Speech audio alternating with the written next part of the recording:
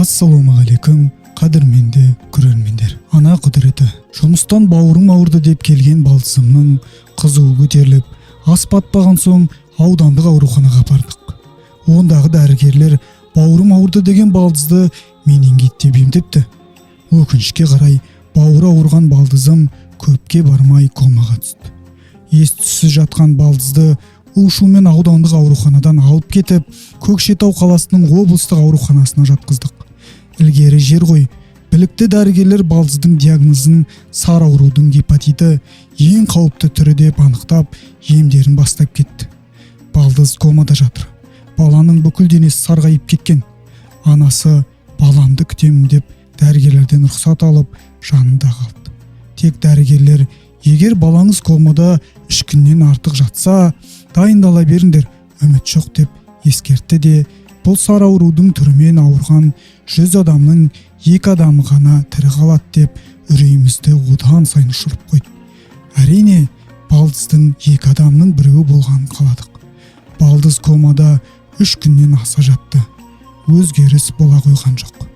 Дәрігерлер баланың сауығатынан күдерін үзді ме, келіп тексерулерінде, емдерінде сиретті. Тіпті тоқтатты десе де болады. Бала сұлық жатыр. Не тірі емес, не өлі емес. Біз күдер үзе бастадық.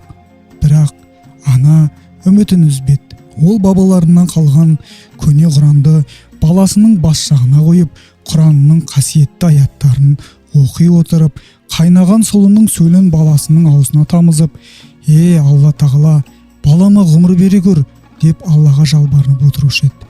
Дәрігерлер де анамыздың баласына жасап жатқан ем шараларына қарсы болмады. Бірде анамыз жүзі сынық, сұлық түсіп отыр екен. Баласының комада жатқанына 7-ші күн болған еді. Сүйеніш болар, сөз таба алмады. Содан үнсіз отырған ана, баламның орнына мені әкетші деп Алла тағалаға жалбарынып отырмын деді қамығып. Олай демеңіз, десем, балам өліп артында зарлап қалсам, мен үшін өмірдің азабы ғой, одан да артында балаларым қалсын деп көзіне жас алды. Анамызды қатты аяп кеттік. 4 айында халық жауының қызы болып жетім қалған, 10 бала тауып батыр ана болған баланы неге таба бересің дегендерге, мен жетім, жолдасым жетім, сондықтан балаларымның болашақта туыстары көп болсын деген қамым ғой деген ананың жаны торықты ма деп едім. Жоқ, балам жазылады деп жігерленіп, ана емін жалғастыра берді. Осылай таңды таңға асырып, баласын өбектеумен жүрген ана қатты күйзелді. Содан 12-ші күні ауруханаға келсек, анасының көзінде жас. Балам бүгін есін жинады деп бізді қуана қарсы алды. Біз де қатты қуанып кеттік. Анамыздың еңбегі ақталып, біртіндеп балдыздың беті бері қарай бастады. Дәрігерлердің айтуы бойынша, өт ағзаға жайылып, миға да әсер етсе керек. Оның үстіне оны менингит деп емдегендері бар. Есі қалпына келе қоймады. Дегенмен комадан шықты дегені болмаса, тірі әруақ еді. Балдызды үйге әкелдік. Адамдарды танымайды. Бетімен сөйлейді. Содан ауыл молдасы, балаң намаз оқыса, мүмкін оның көмегі тиер ме еді деген соң анасы баласын өзімен жетелетіп сәждеге шықты. Алланың қасиетті Құранының құдіретіне көзім жетті. Бала жүйке сары ауруынан толық айықты. Алланың өзі де рас, сөзі де рас деген ыпырас екен. Содан дін жолына түскен балдызым медреседе оқып, бүгінгі күні ауылдың белді имамы болды.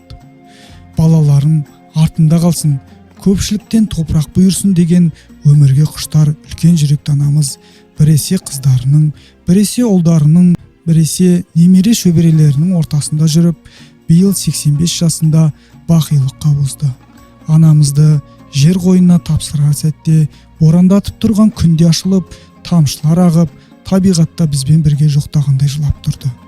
Иманың кемел, мекенің жәннатта болсын, әзиз ана. Қымбатты көрермен, бұл видеоны толық көріп шыққаныңыз үшін үлкен рахмет. Егер сізге ұнаса, лайк басып, каналға жазылыңыз. Келесі кездескенше сау болайық.